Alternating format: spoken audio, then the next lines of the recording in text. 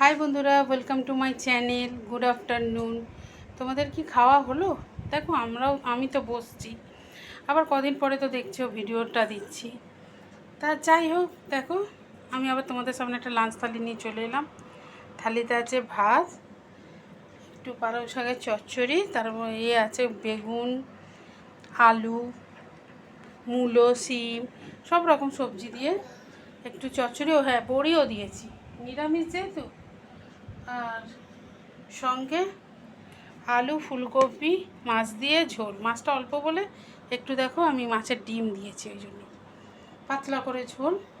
আর সঙ্গে একটু স্যালাডের মধ্যে শুধু শসা, আর রোজের মতন 1 গ্লাস জল। তা কেমন লাগলে বলো?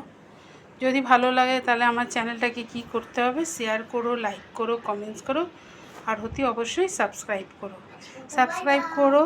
তাহলে আজকের মতন টাটা।